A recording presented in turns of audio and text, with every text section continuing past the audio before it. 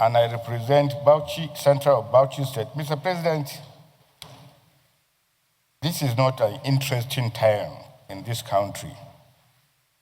And Mr. President, for those who follow social media, particularly the Senate Forum, when Onanuga, the president's spokesman, wrote that the president has canceled his trip to South Africa and Angola, I was the very first person to forward that to our forum, to our platform, and went ahead to say, this is the right thing and the proper thing, and therefore is commendable. I'm not an APC man.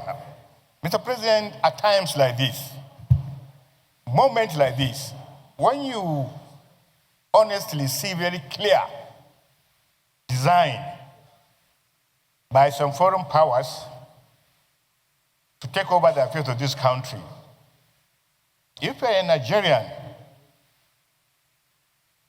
and a decent Nigerian, and a patriotic Nigerian, and you think that does not matter, I think you need to question your patriotism. You need to question your citizenship. Mr. President, at this point in time, what we require is a collective concern. This is not a military regime. This is a democratic regime where in the military you say the box stop on the table of the president. This is democracy. The box stop not only on the office, at the desk of the president, the box also stopped on the table of the Senate president at the head of legislature. Now, following from what Sani Musa said, you see parliamentarians, the affects lawmaking body in Nigeria is the Senate. And Mr. President, you see us asking ourselves, looking for possible answers. Mr. President, the standing committees were not created for ceremonies. The standing committees were created to answer some of the questions arising from what senators are asking. Mr. President, we cannot sit here and security questions were raised as to what happened in Kebbi. Why did it happen? Who are we asking? Don't you have Army Committee? Who are we asking? Don't you have Navy Committee? Who are we asking? Don't you have Defense Committee? Who are we asking? Don't you have Security Committee? Mr. President, it is abnormal. And for me to sit here and begin to see my colleagues raising questions that we are the ones to provide answers for. Mr. President is just one president, elected there and the vice president. We are all elected. We are all accountable to the people. Just like Mr. President is elected, we are also elected. And we are also accountable to our constituents. But Mr. President, we need to rejig how we do things. We need to tell ourselves the home truth. Mr. President, it's just like a mirror. You put a mirror in your front, you see yourself, breaking the mirror will not change that image. No matter how you do, what you see is what you get. What you are is what you get. Mr. President, we need to be proactive, and we need to come with a very clear perspective how to deal with these issues. Mr. President, you and me discussed yesterday that the widow of late Uba said nobody talked to her after her husband was gunned down. Nobody has communicated to her. Who are we going to ask to ask? Are we going to tell the president to call commander-in-chief to ask? Or are we not having committee of the army here that will call the people? Look at this interview by Mrs. Uba, Musa Uba. What did you do and what did you not do? We learned from Governor of Kebbi State that officers were withdrawn And we lament. Are we not having standing committees that are supposed to call these people? What did you do? And we keep passing the ball from Maradona to Pele. It is not going to work for us. Mr. President, just yesterday, 5 police officers, 3 of whom I know personally, were called brutally murdered in my constituency. What was the fault? They went to separate a fight between bandits and farmers. And these gentlemen were called brutally murdered. Mr. President,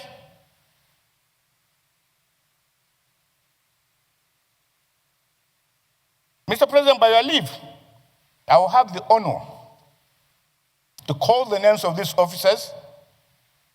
They were so brutally killed, not in the night. Not in the night. Broad day. They were summarily murdered because they were not carrying Spiro weapons. Only one of them was carrying AK-17. The other was carrying a Vision. AK-47. AK-47. Only one of them, the DSP. And the names of these officers, I will call their names. This is the reality of Nigeria. DSP Ahmed Mohammed, killed. Assistant Superintendent Mustafa Mohammed, killed. Inspector Amahil Yunusa, killed. Inspector Idris Ahmad, killed. Corporal Isa Muazu, killed. In my constituency, local government Darazo. Mr. President, you can imagine the agony that these families are undergoing. Mr. President, in the time past, we're having some of the best military formations, military officers. We're having some of the best police officers and police formation all across the globe. In fact, at a particular time, Major General Agwai got an outstanding honor as one of the best serving generals in Africa. And today, Mr. President, did you ask yourself whether the Agwais and the Dambados of those years and the Njumas, several of them that are still alive, whether anybody has called these officers to say, please, gentlemen, where did we miss it? Why were we the very best military country in Africa? Why were we the best police country in Africa? And where are we here? So it is a collective endeavor, Mr. President, and as long as we continue to see kidnapping as just a crime, we're not going anywhere, because kidnapping has so much been commercialized. People are leaving their jobs in cities and villages, and kidnapping now is one of the best paying jobs in Nigeria, all across. In fact, kidnapping now pays more than oil. Kidnapping pays more than sitting as a senator or sitting in the villa. And therefore, as lawmakers, what do we need to do? We now look at kidnapping and say we must amend our laws to say kidnapping is a terrorist act and must therefore be treated as such and must therefore carry the death penalty. And that is some of the ways we have to go. Mr. President, the entire security architecture of our country we need just to sit down. It is not about talking in plenary here. It is not talking about one committee or the other. we must be able to find out. It's not about just national security. Every committee that needs to answer his name must answer his name here in plenary or in executive session. And therefore, going forward, most of the questions arising from our colleagues is not to the president, it's to ourselves. And therefore, the Senate Leader Office,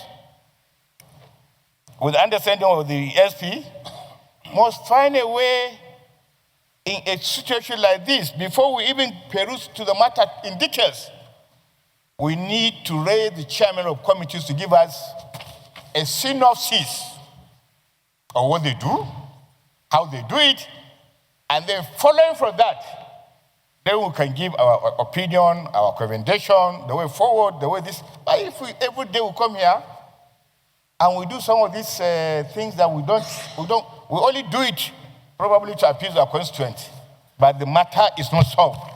Appeasing our constituency is just secondary. Getting peace is primary.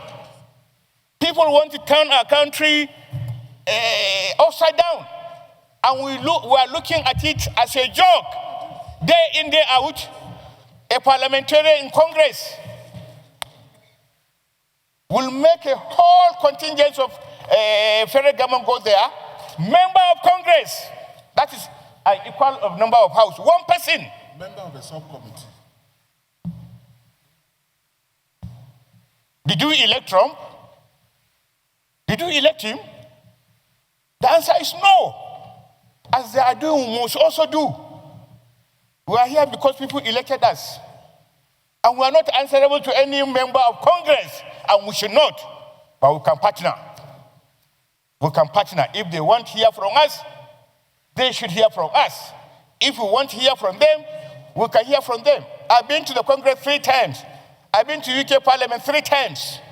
All on equal pedestal. Therefore, we must know our honor, our dignity. People will think that we have no standing. We have standing.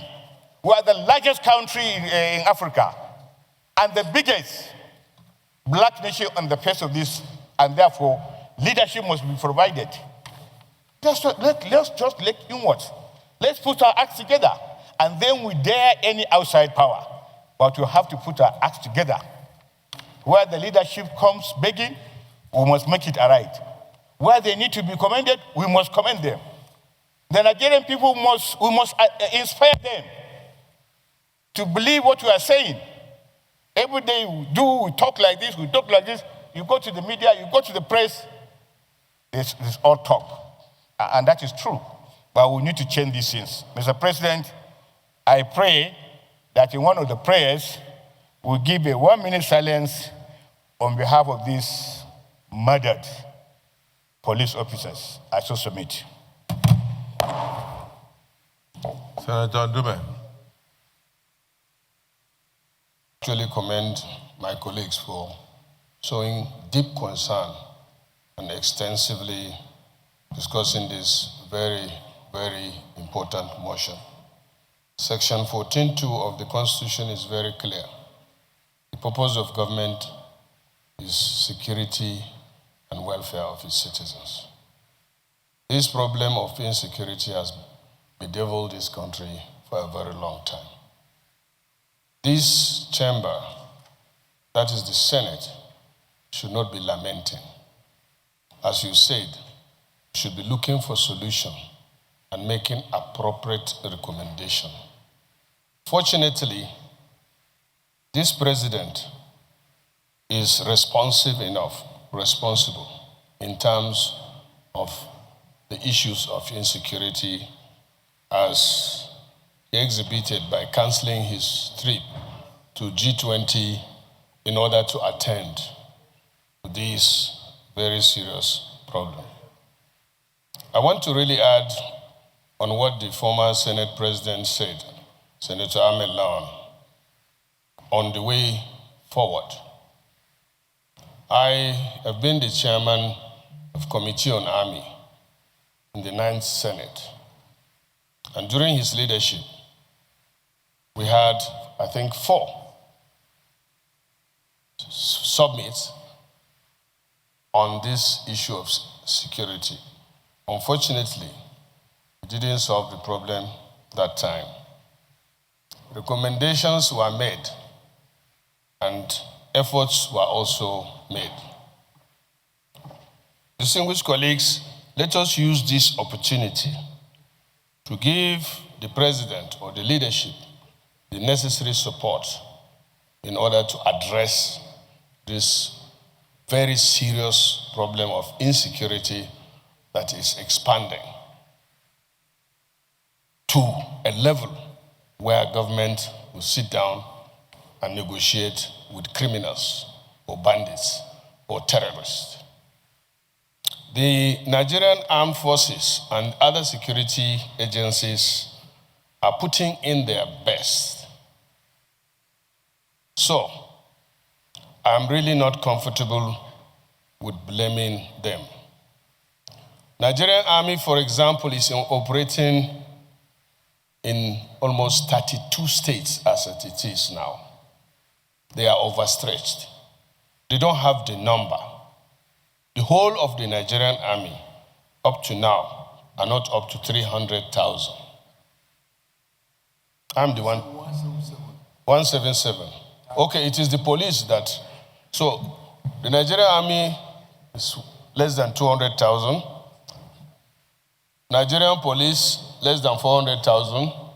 In fact, our security agencies all put together, including civil defense, DSS, whatever we have, it's not up to 1 million.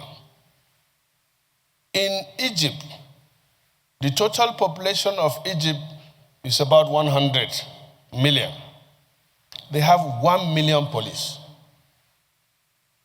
They have 500 active armed forces. 500,000. And they have 800,000 reserve. That is Egypt with 100 million. Okay. And distinguished colleagues, in every family in Egypt, if you have an adult that is up to 18 years or above, one of them must be in one of the security services. That is part of their rule. So, the solution is what I have been talking since I was the chairman of Army. There are 4 things that need to be done urgently on a short-term, medium-term, and long-term basis. Number 1 is training.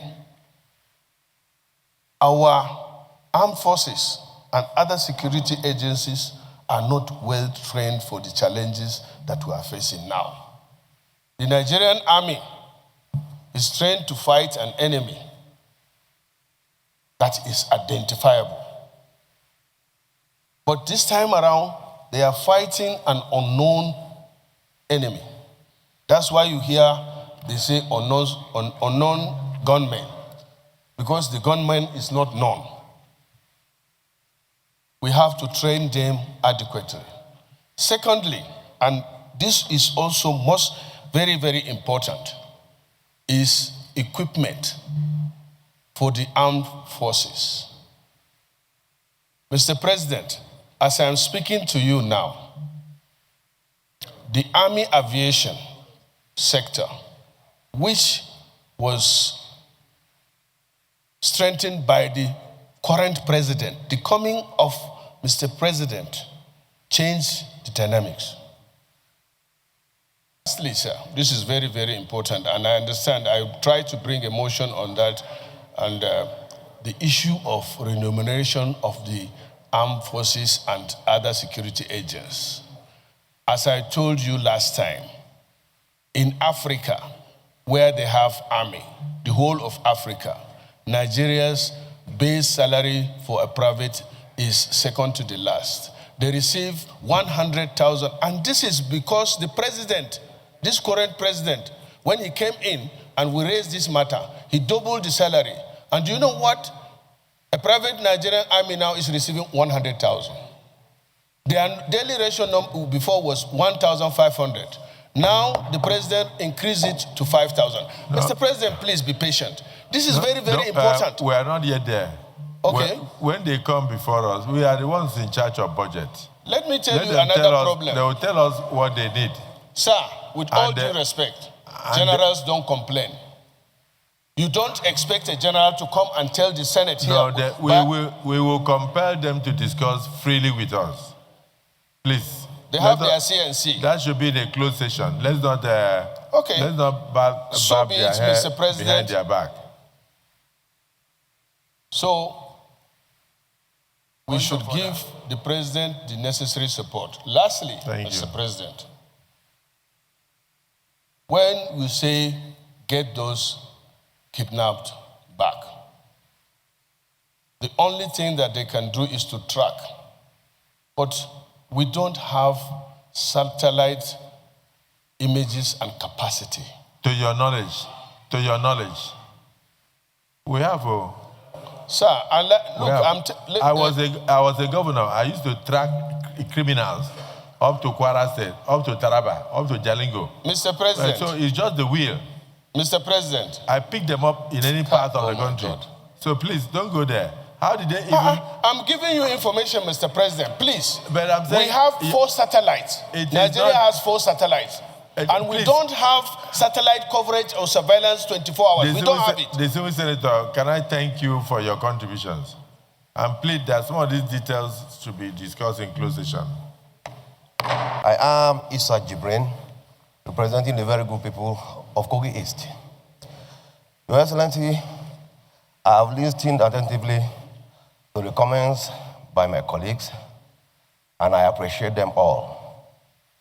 But I want to dwell briefly on the issue of confidentiality of the plans and strategies by the military. The military should be silent on their plans and strategies. What is happening between the bandits and the military is akin to games theory. In a games theory, the parties involved want to outdo the other. And the easiest way they can outdo you is to know your secret. I want to believe that there is a need for the military to be as silent as possible on their strategies and plans. Mr. President, I will give you an example. A few days ago, we were made to understand that some of the forests that are hiding, that where these criminals are hiding, are going to be cordoned off. And the implication of that is that they will strategize. All we should have done is to go into the implementation without making the pronouncement in the public domain. Your Excellency, on this note, I want to appeal to the Chief of Defense Staff, the service chiefs, to be as silent as possible on their strategies. All we want is actions. I thank you. If this chamber will recall, so many occasions when I stand either presenting a motion is on the issue of security, especially what is happening in Shiroro, Munya, and Rapi local governments then, which happens to be my constituency. But today, almost all the local governments in Zone C, that is Niger North, have been afflicted with this serious issue of insecurity. I know Mr. President is doing very well, and he deserves commendation for the fact that he has to shelve his international engagements and to be having briefings from service chiefs almost every day. But we must also help Mr. President. We also have to help the armed forces. If a kidnap is done today, where hundreds of kids are being taken, and then the same hundreds of kids are being negotiated upon to get their return, what we're supposed to do is to asked ourselves, who is the intermediary between those armed bandits and those that want these kids to be released? You want a solution. We know where the solution is, but we are not bold enough to face it. They use phones to call people, to negotiate, and even tell where these people would go to pick those guys, those children they have released. My colleague is talking about technology. If our armed forces don't have it, our security or intelligence agencies don't have it, then we are not yet serious about tackling security in this country. Because for every phone call, there's a coordinate. And these people are there sending messages, sending clips on social media, making our country a laughingstock. If we want to help Mr. President, it is not only Mr. President that will give directive. The Senate is a legislative chamber that will, whatever resolution will take care is binding. Why must we wait until President? Is it everybody that will go to the President and ask for order? We should give that order here. Who are the people negotiating? We grab those people first. And then let them tell us how they link. What is their link with these bandits? It should not be business as usual. Families are suffering. Some people are living in their comfort places, making phone calls with these bandits. Can't we identify them? We can identify them. How do we do it? The gadgets we have bought for the National Security Advisor, the gadgets we have bought for telecommunications, they will be able to tell us where all these people are. But we are here, we are sending game blames. Who are we going to blame if this thing consumes all of us? It started from one local government. It started from Borno. In one local government. And today it's spreading everywhere. No state is a moon. I don't want to put politics in this thing. No politics. It's a reality. If I have my brother, my son, if he's doing this thing, he should be picked. The law should take its course. Families are suffering in this country. And every time we sit down, we are even confusing Mr. President. We are confusing him. We're supposed to help him. How did the phones originate? They will arrest 58 and release 58. No gunshots, no arrest, nothing. And then tomorrow we wake up to another banditry. Why should it be like that? Mr. President, it is on you as our leader to tackle this thing head on without any fear or favor. We will stand for you. We voted for you. We should not be here playing politics with the life of this country. We must own our responsibilities. Mr. President will direct, but we have to do our own to help him to navigate well. The United States of America have come up with an issue that there's insecurity in Nigeria. It's not for Mr. President to handle alone. The two chambers of the National Assembly are supposed to take this issue very seriously. We're supposed to be a legislature that will engage another legislature. I'm not against who has gone to America to talk, but we are the true representatives of the people. We know what pinches us. If a senator or a congressman will talk, a senator and a congressman in Nigeria are supposed to talk and engage them. They represent their own people, we represent our own people. We should be given the opportunity, Mr. President, to engage these people directly on ways and means they think they can give us intelligence informations. As they did before, there was kidnapping in Nigeria of an American. And they came, rescued in our own land. What are we talking about? I rest my case, Mr. President. Mangu, Pangshin, Kanke, and Kanam. And there is no way this issue is discussed. And people like my constituents that has been in this, that will not contribute 1 or 2 sentences to the feelings, positions, and situations that our people are facing, sir. Also for the fact that I am a victim, that 3 times kidnappers have been in my village and even killed my junior brother. Sir, I want us to watch at the sources of strength of the bandits. The sources of strength of the bandits, to me, kidnapping is one of the sources of fundraising for bandits.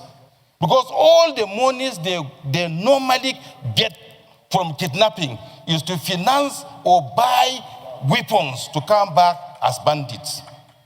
Then, sir, we are concerned about buying equipment. As much as we have equipment, and a large number of our youths are unemployed, they will be the one that will ridicule the usage of the equipment. But if we sweep numerous numbers of the youths and get them engaged, employed as police, sir, the ratio of Nigeria to civilian ratio is 1 to 700. 1 policeman to 700 people. Most of our villages are empty. There is nobody around for you to really feel secured. We're thinking of a vigilante. The vigilantes, at the end of the day, they remain like beggars. Because they don't have salaries, they don't have source of funding. If we will rely on vigilante and not paid pensionable security, we will not get the solution, sir. My wish is that in as much as we are going to spend on equipment, we must sweep our youths and engage them as security. It will take away those that will volunteer to do this job. I believe that unemployment is another critical part. I believe also that kidnapping is another way of raising funds for bandits. I want to, as a representative of Plateau Central, I want to thank the president for one thing, sir. This is the first time that when we are affected by these ruthless bandits, this is the first time that we see government presence condoling with us. We lost a first-class chief some times ago. Nobody came. Up to date, we have traditional rulers that are kidnapped. Nobody comes around. But this time, this session of this regime, we have received sufficient empathy. I believe that if government will have empathy on victims, it will help to create hope in the minds of our people. I thank you.